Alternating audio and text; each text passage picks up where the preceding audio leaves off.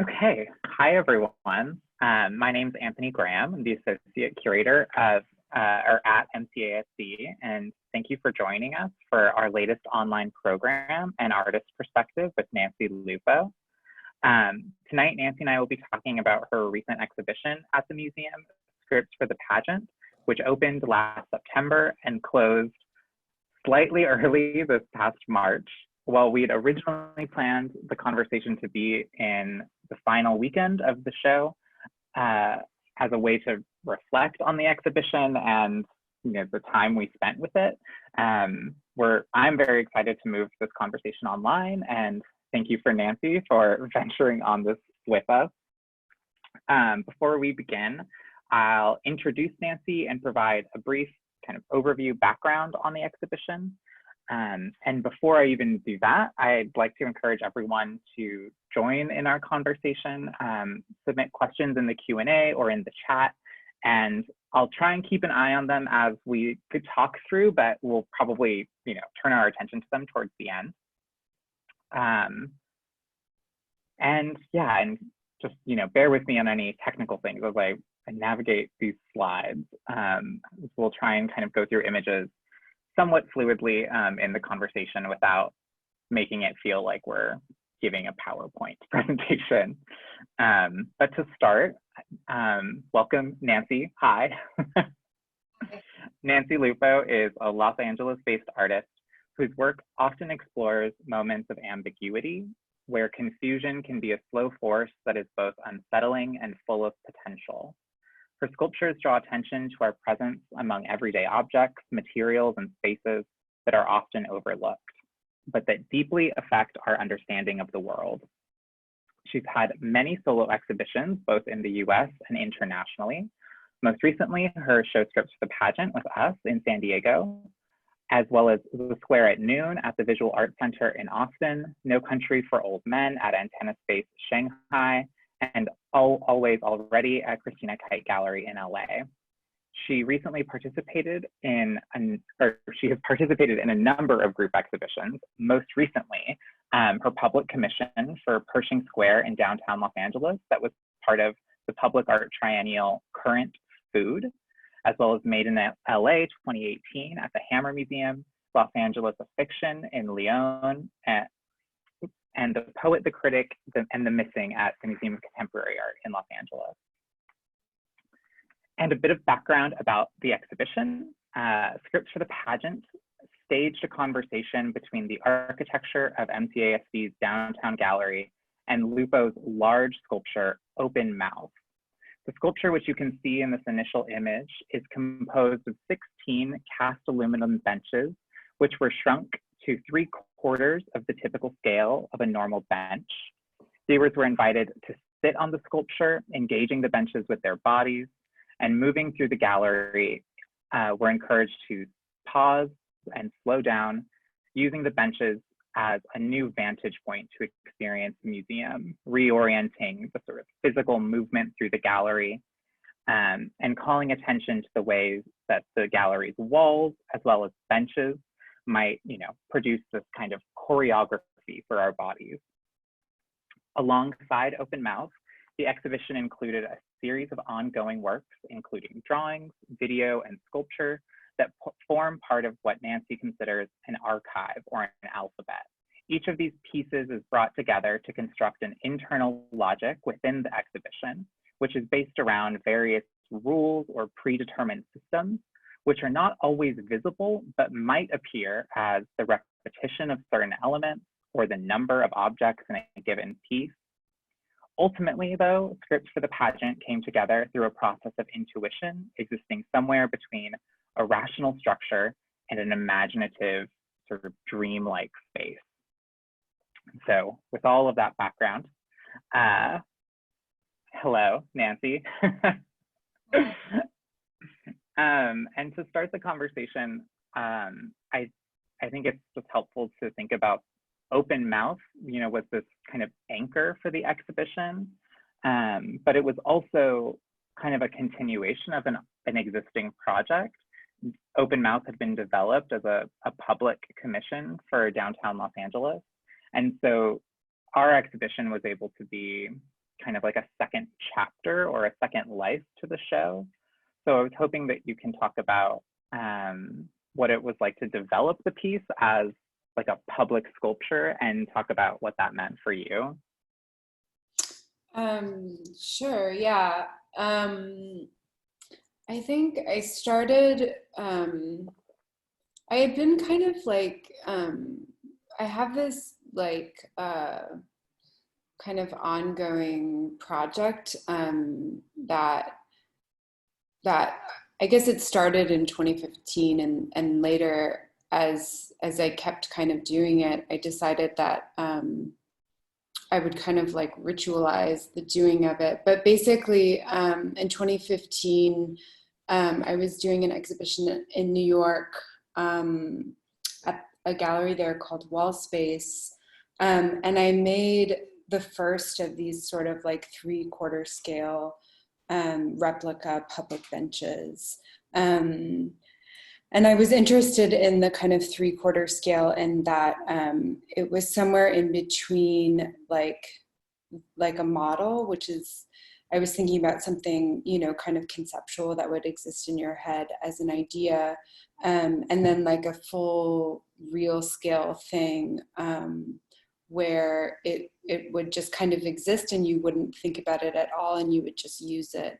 And so the 3/4 scale being in between the two was this kind of like uneasy, both a thought and then something that you would use with your body or sort of like rehearse or like redo, I guess, the thing that was happening in the world. So there were objects that were kind of meant for gallery spaces, but to exist as this kind of like tether to like real ongoing spaces. And interested in kind of like the ways in which this, like these sort of instances of civic care and civic cruelty are like both embedded into this object of like the park bench or the civic bench. And so then I kind of repeated this where in different exhibitions per year, there would be like a different bench that would be tied to different places. So in 2016, there was like a bench that was based on Muscle Beach in Venice, and then there's a bench that exists on this commercial shopping street in Shanghai called Nanjing Road.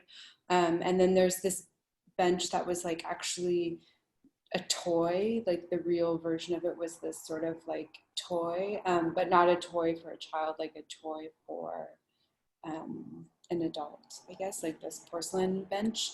And then in 2018, I used, decided to use, or sorry, 2019, I decided to use this bench, which is located at the Termini train station in Rome. And this is when I was like developing Open Mouth, and I had gone, I guess, to Italy on this trip, and then was traveling with a friend of mine, Thomas Hutton, and we were going like to Rome and then out into the countryside and went to this sculpture park called 𝘗𝘢𝘨𝑜, which is, he was sort of describing, or it's sort of described as like a 16th century Disneyland. And it has these kind of fantastical, like mythological kind of like scenes and characters carved into the bedrock of these stones. And so there was like these two images. Oh yeah, we have an image of that. I know, I'm rushing ahead, but we'll go back. But here's the part that Nancy's talking about. So this is like this image of the god of the underworld called Orcus. And like, so here is like, you walk up the stairs and into his mouth, and just beyond what you can see is like a table and sort of like a booth seating. I don't have a picture of the interior, but you kind of like eat inside of, so you're like being eaten in a sense by this god, but then you're also like, it's a situation where you can kind of eat. And then there were these benches on the train platform at Termini station, which ended up, you know, being these. There is like an image of the ones from Termini. Oh yeah. But yeah, I guess I was interested, like for me, kind of like moving in succession between these places. Like there was this kind of conflation that happened, but you know, like this is like a tombstone or a tooth seemed to kind of like, and then it's a bench, and so you're waiting for the train platform, which is already this kind of liminal space. So I think there was like this interesting conflation for me between kind of like thinking about orcus and this kind of like eating and being eaten, sort of liminality, and then what is happening like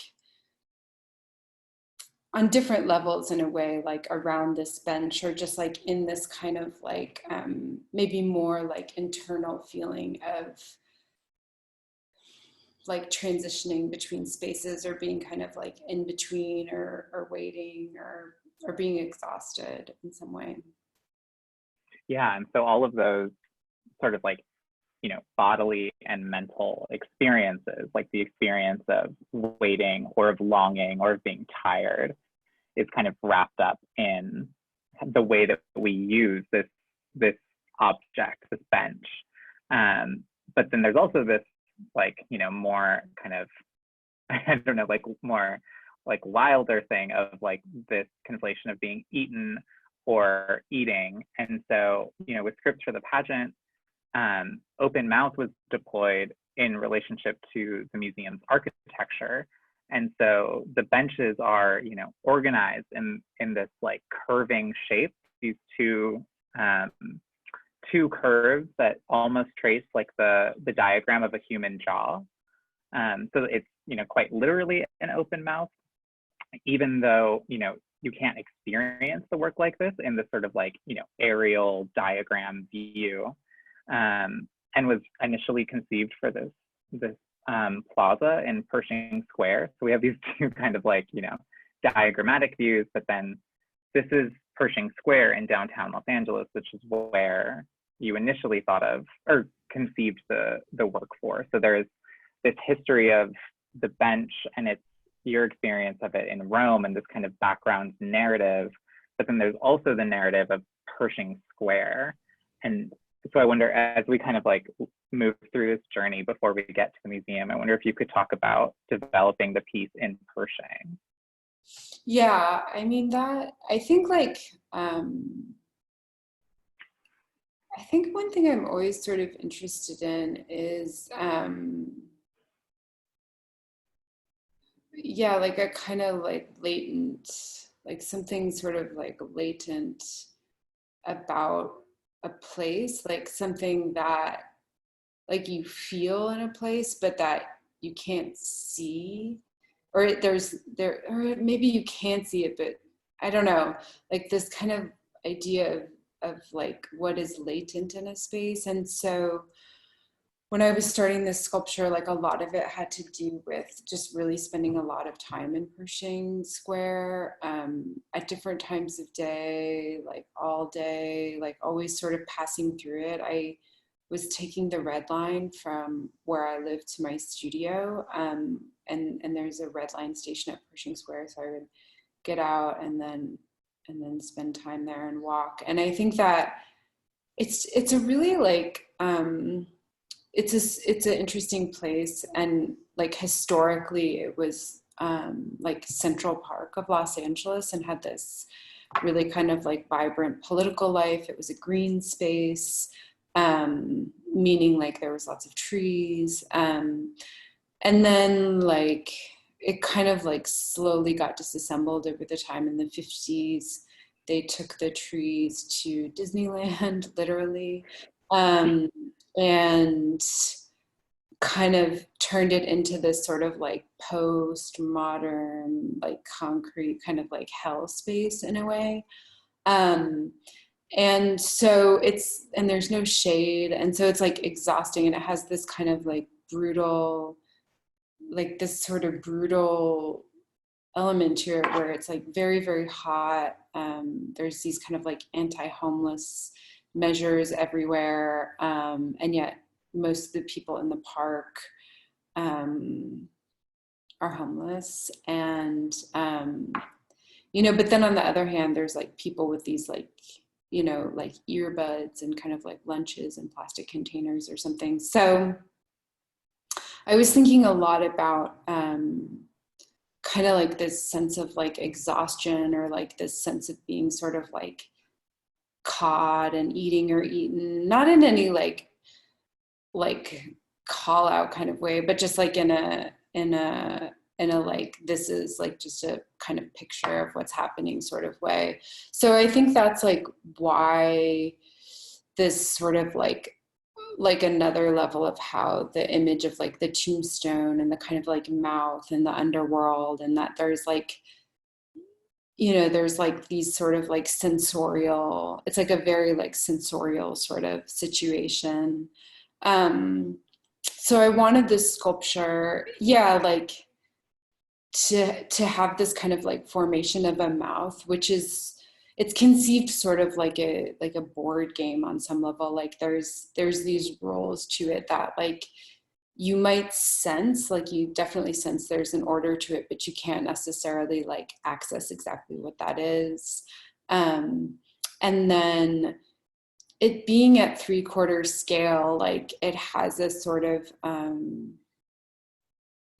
like, I think for me, the like that it would be kind of arresting, or like that it sort of slows you down, or I don't know, like low, like you have to kind of like take down like the loudness of your voice or something, and kind of like pay attention, not just to it, but like to everything on some sense. Yeah, so it's sort of it's like a pause in a way in between this real situation that's there, and then like these other kind of ideas that are latent, or things that you kind of carry around in your mind, something like that. So when it moves to San Diego, it was really exciting to be able to kind of like place it into this architecture, and in a way sort of like, I was thinking about it kind of that it would unfold really sort of cinematically in a sense, and that like as it passed through the different kind of pre-existing spaces that were determined by the architecture, that in various ways there could be this kind of like unfolding of I don't know, certain kind of like whispers or something, like these little things that like you might feel were happening, could be like sort of drawn out in these different ways. Yeah, well, I mean, sometimes you've talked about your work as almost like a stage, you know, like there's this element of theater in your work, you know, not just like in public space, but in the space of the museum. And so open mouth is, you know, this kind of psychological space of eating and the metabolism of viewing and being in the sculpture. But it's also, you know, a place where you're not just seeing a work of art, but then you're sort of implicated as you sit in it, and then you are like something to be seen in relationship to the work. But there's also, so there's that element that's kind of this like stage set, but then there's also the interaction between objects in your work, which is, you know, like at one point we talked about like, so if the title of the show was Scripts for the Pageant, you know, the sculptures were the scripts. And so in place of words or language, we had materials and colors and forms that acted as kind of like cues for how you might look around the room, or how you might move through the room. Yeah, and they're like, yeah, it's sort of like, in a way, I guess in Pershing Square, I'm sort of like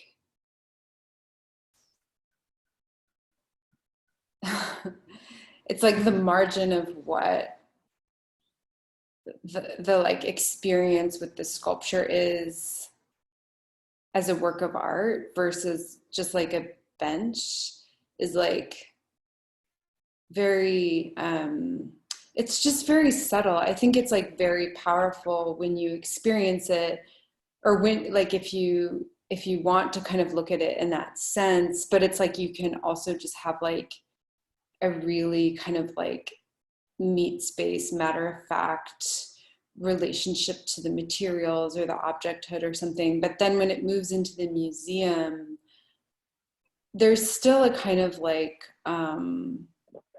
it still functions, you know, like you're still able to use it.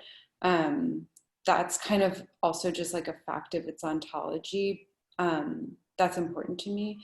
But like, yeah, in that sense, it's like, I think the theatrical aspect of it, which exists both when it's like already like in the kind of version of the thing it's playing in the version of my sculpture or something, like all of that is kind of like cast into this new relief because of, you know, the really like heightened way that you look at things in the museum.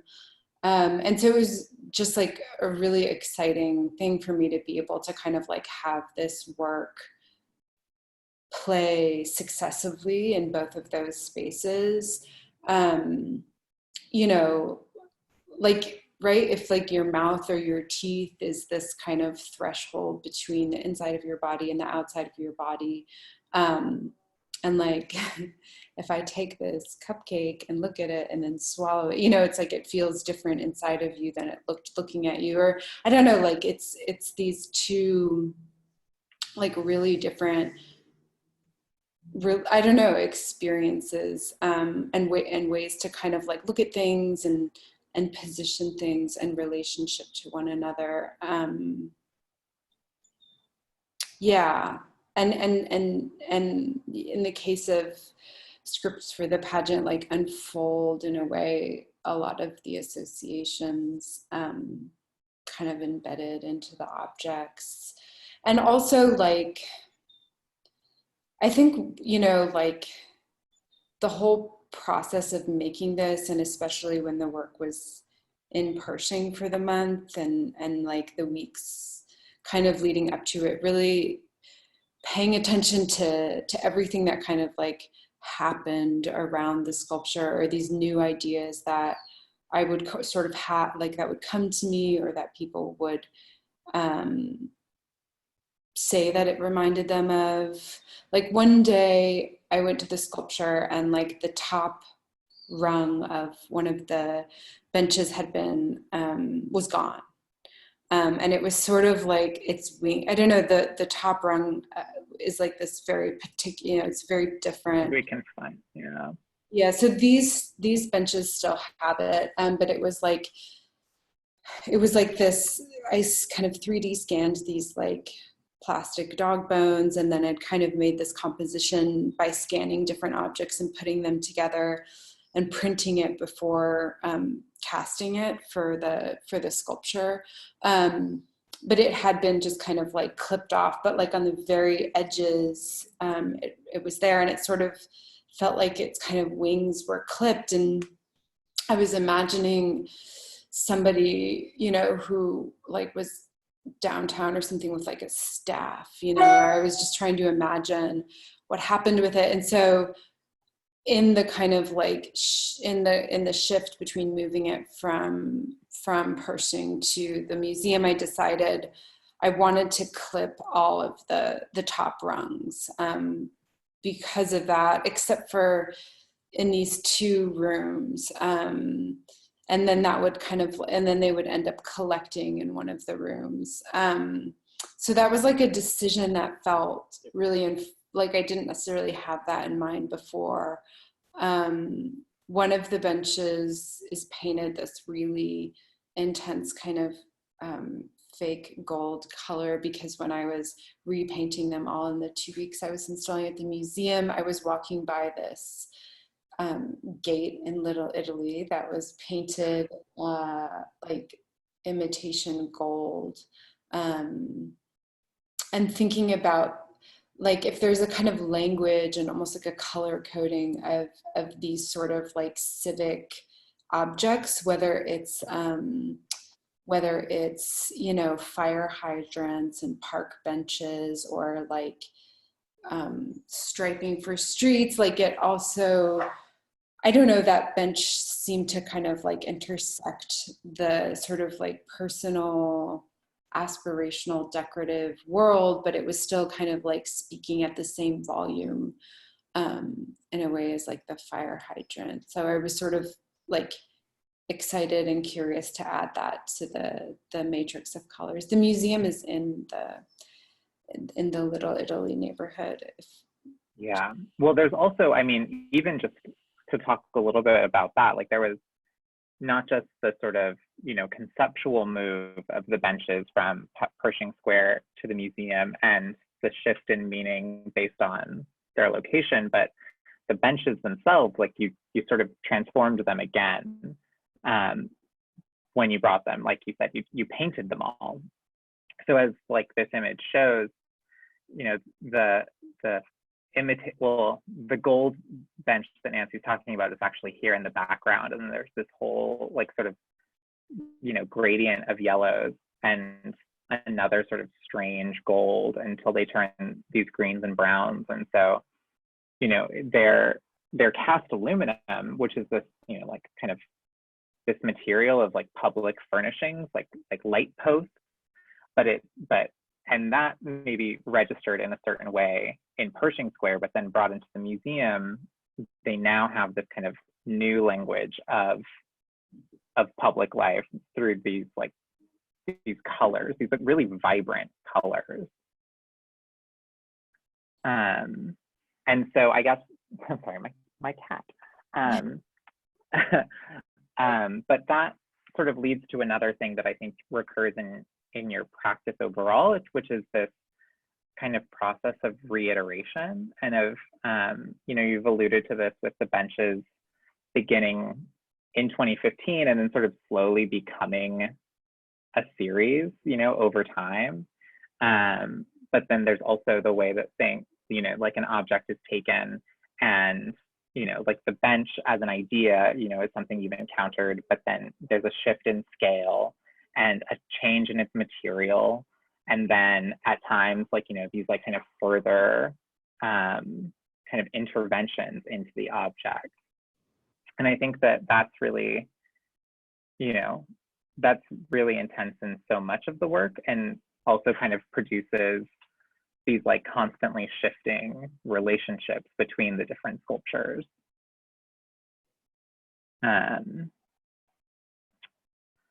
So just talking a little bit about some of the other things happening in the show, there's also, I love talking about this gesture that we did in the exhibition, well, that you did in the exhibition, which was to open the window, which, you know, when it first came up as an idea, it felt so, there's a way in which it's so innocuous, like, oh, can we open the window? But as a museum was so, it was like, you know, I didn't know if the window even opened or if we would be allowed to open the window. Like there's all of these kind of, you know, structures in place that keep the outside in a museum setting. And so in the same way that the benches really drew attention to the way the walls organized the space, this other gesture really pointed us again sort of back out into civic space or public space, because the downtown museum is like located at the train station. You know, it's the former baggage claim building of the Santa Fe Depot train station. And so it was this like very slight gesture, you know, it was like this kind of tilting open of the window, but it made the museum so permeable. Like the sounds totally changed, smells totally changed, the lights changed because these had also been blacked off before. And so I wonder, can you talk a little about how some of these sort of gestures function in your work? Yeah, I mean,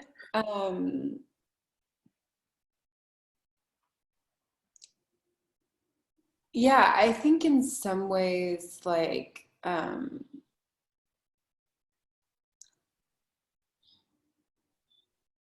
I think in some ways, like, what I'm asking of my work is like, I don't know, like if in a way it's kind of like constructed from this vision, or feeling or something, or, where you're sort of like conflating the mouth of Orcus from this like 16th century, um, like Disneyland dining spot, with this kind of like tombstone tooth bench from this train station, and kind of like being in those two places or being with those two objects or kind of like crossing them, and then conflating that with Pershing Square and then like bringing it back to this museum, which is also still, or like which was or is still like on this train platform. I think like to kind of like puncture, or it's not even that violent, it's very gentle, like you say, to sort of like keep open this like breath or this air of like this actual place, or like, just the sound of the trains passing brings in like the most sort of like powerful kind of like perspective shift in a way of like being in transit, like, I mean, it's implied in a bench anyway, where you're kind of like you're like somewhere, but then you're also kind of like inside of yourself, or maybe you kind of like oscillate between states. But I think just to like have the kind of like, like the space breathing a bit, or permeable a bit was, yeah, it's like very subtle, but then in a way, like I always feel like I'm like, this is what this show is all about. And you could sort of see it, like there were these pieces of silver leaf kind of like shrouding replicas of this object called the 𝘗𝘢𝘨𝘐, which is a scaled reproduction of this object that used to be located at the World Trade Center. It was there during 9/11, and then now is like a new memorial located at the plaza in its kind of damaged state. This is a scaled version of it with these silver leaves, and they were blowing in the wind that was coming in from the open window. The 𝘗𝘢𝘨𝘐𝑠 are a nice kind of transition into, I think, the final space of the show. Because I sort of talked about at the beginning, like there were all these other sculptures, but ultimately they really kind of became concentrated in this final room, which, I mean, is not entirely true, but there was this this kind of critical mass of things. And it's where, if, being inside the sculpture was to sort of be in this interior space, but as you moved throughout the gallery, there was this kind of increasing interiority. And it also, just because of the way it was sort of designed, it also got darker as you moved through the space. And when you got to this final section, the benches were not painted like bright reds and yellows, but they were these kind of white, and one of them was, almost its natural aluminum. And there were these other kind of more mysterious objects. And so like along the walls are the clippings from the top rung of each of the benches, or these tellers, which were, these very labored sculptures that are leaning against both walls. So I wonder, like, because there's also kind of, like I said earlier, this tension between the rules, like if it's a board game, or, the sort of system of things that themselves are kind of associative. But here there was also this real kind of intensity of, I think, what is ultimately like your intuitive practice. which I'm now about to ask you to be like, can you talk about that? Which sounds kind of, you know, impossible, but can you at least talk about like this final room in the show? Yeah, I was thinking about this space as like, I kept saying when we were installing it, or in my mind, I was like, this is like the interior of the interior of the interior. And I had kind of like on the benches themselves, I had set up this thing where you have the tombstone form that I'm like appropriating from the Termini form. And then on the exterior of all of the benches, I had these like wall niches that I had scanned and scaled way, way, way down. And they were embedded on the exterior. They were cast into the object, but they were like embedded before they were cast. And it was like this wall niche. But then at this small scale, it almost became like a kind of place. What are those things called? Like in church? Yeah, like a niche, but like very, very small, like for a fingernail or something. And then on the interior, I had these kind of soap dishes that are like the kind that you would find in like your shower, like embedded into the shower. And so there was something about that embedding, like to imagine yourself both like your very exterior kind of presenting self, and then like your very interior, very kind of vulnerable self, like the way you are in the shower, like naked and kind of like even taking off like a layer of like dirt or skin or a mix of it. So like the way that the architecture of this space functioned, like this was like the kind of like soap dish of the space. And yeah, so there's like a lot of, it is sort of a symbol, like the way I'm kind of building logic, you know, is a bit like I was describing with the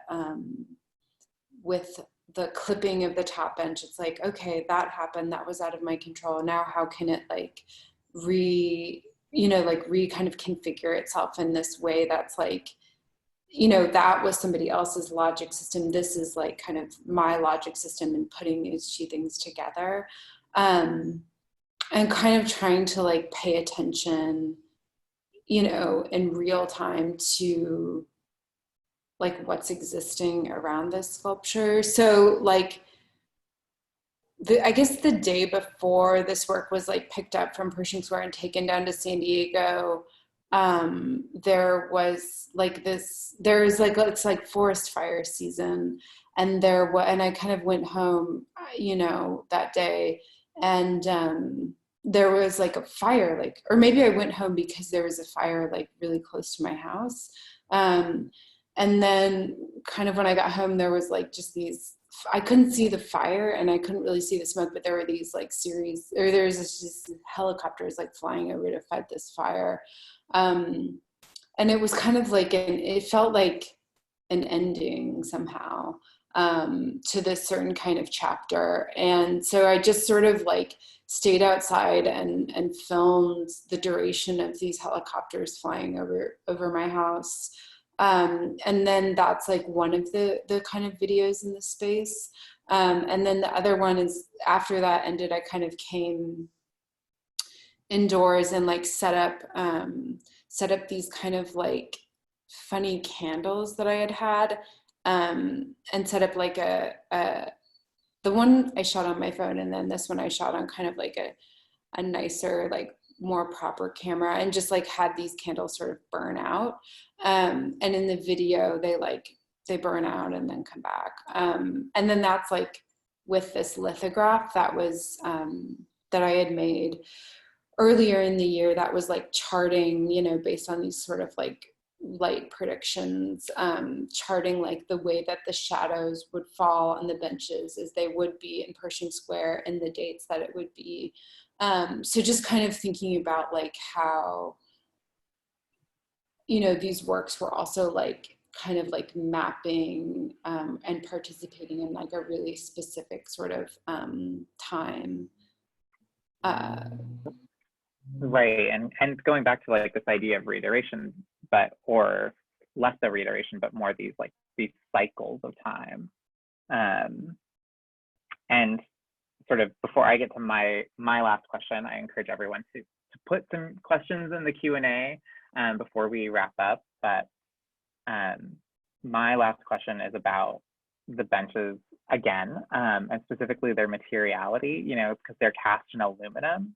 And so can you talk specifically about like the decision to make them into aluminum and kind of like how that's lent itself to what the benches are now?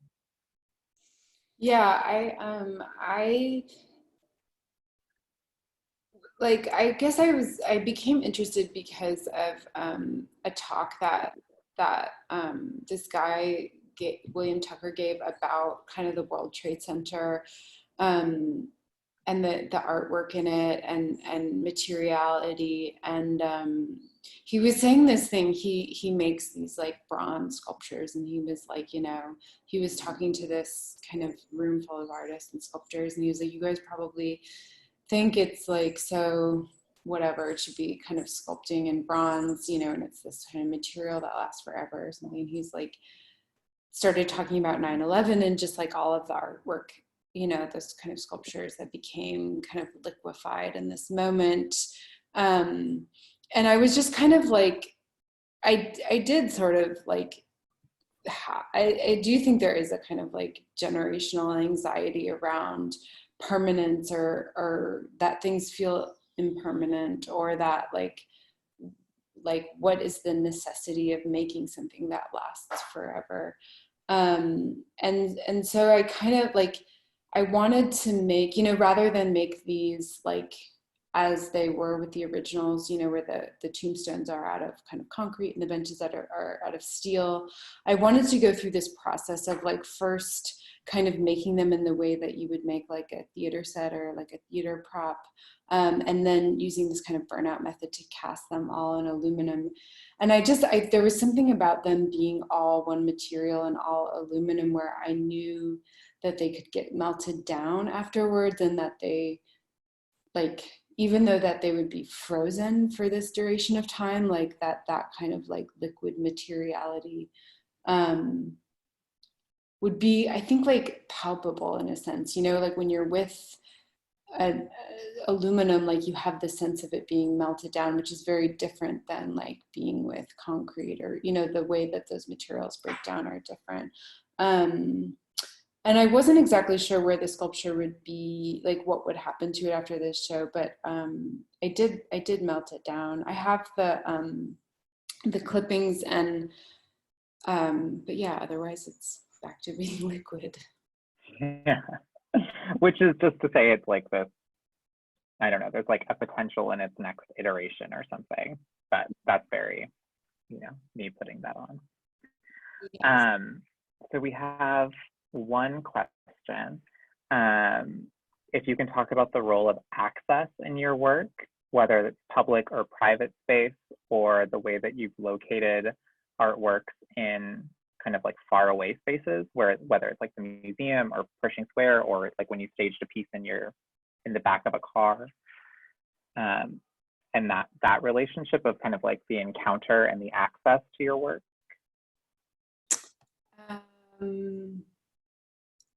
Access. I guess I'm always kind of like interested in, yeah, I'm interested, I guess I'm interested in like, and looking at something, you know, and I guess a lot of the things that I'm sort of looking at before I make them into artworks are not necessarily artworks. They're like spaces or situations, or like intersections of one thing and another thing that seem sort of particularly charged in a way. And I think that I'm interested in the way like making an artwork out of them can kind of like unfold like a kind of like nuanced onion around that. And also like, yeah, like if there's an artwork in a particular place, it's like about that particular place, you know, or there's something about that place that I think is interesting to encounter, like just on its own, you know, like the intersection of like, I mean, in this case, it's like Pershing Square at like 6th Street, you know, or like at Olive and 5th, like where the sculpture was located. Like I spent so much time there that, like I'm interested in that as a place. I'm not really sure if that answers the question or if I understand. I think it's helpful. All right, the last question we've gotten so far is asking about the impact of having to close the show early, which we talked a little bit before we started this, but can you talk about your experience of having to close the show early? Like, I think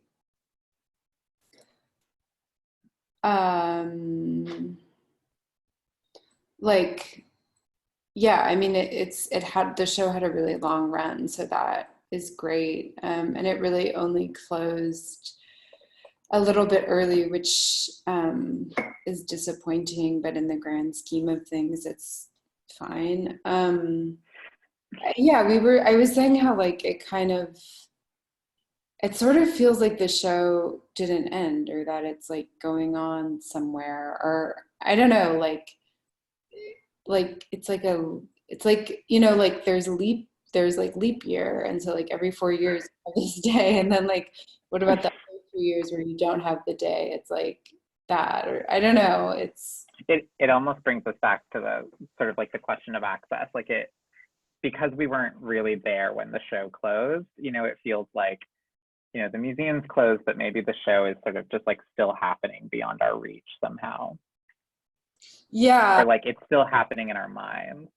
Yeah, it is there is something sort of strange about it where you're like, you don't have, it's like if you're like leaving and you don't say bye to somebody, you know how like sometimes you don't say bye because it's like too painful to acknowledge or something. But if you don't do it, then you're just like, because we'll see each other again, or I don't know. Yeah. Okay, sorry, I know I said that was the last question, but we got one more. I'm just trying to make sure I understand it, but touching on earlier discussions of exterior and exterior conditions to engage with the objects, whether the original benches or the 3/4 scale benches, can you speak a little further on how engaging with the exhibition varies by each person's own sort of comfort or intuitive movement in either public space or in the gallery?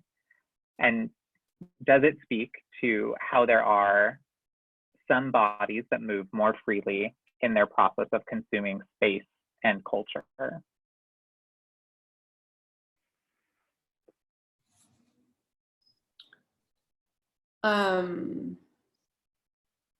Can you read the question one more time?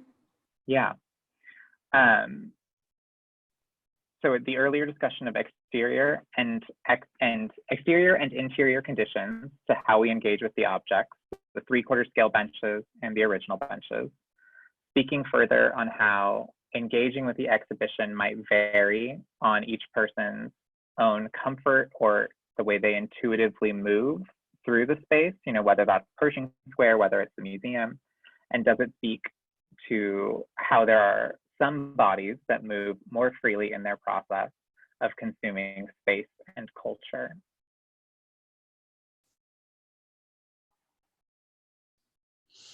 I mean, I can offer my thoughts on having been with the sculpture for almost 4 months, was that, yeah, I mean, I think that is one of the I mean, I don't know if it's so direct in that having like a significance or a meaning, but it prompts all of us to sort of reconsider our like bodily and physical presence with these objects. You know, they're shrunken down, so they're, like you said, halfway between a maquette or an idea and halfway to being a real bench.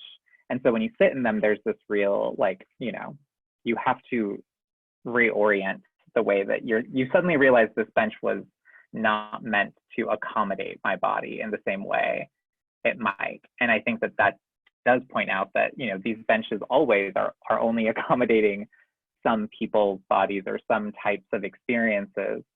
And this gets back to, I think, an important concern of yours, which is this kind of double bind of empathy, you know, this like the public bench as an empathetic gesture, but also one that's somewhat hollow. Does that make sense? Yeah, I mean, I think that, yeah, I think that there's like that is an element to it, but it's not the only element. You know, I think that like, right. Yeah, it's like sometimes I think that, yeah, I think for me, yeah, it's like you're kind of looking at that thing, which might be like a very obvious sort of like level to it, but that's really important. And then sort of like thinking about other ways that this plays out in other spaces, you know, that aren't so obvious, kind of like power dynamics, you know? Yeah. All right. Well, thank you, Nancy, and thank you everyone for joining us. We went a little longer than planned, but I think that's hopefully a good thing. And yeah, I'm so glad that we got to return to this show one more time. I mean, I'm sure you and I will return to this show many more times, but I'm sure we did. I'm glad we got to do so, you know, on Zoom. So thank you, everyone.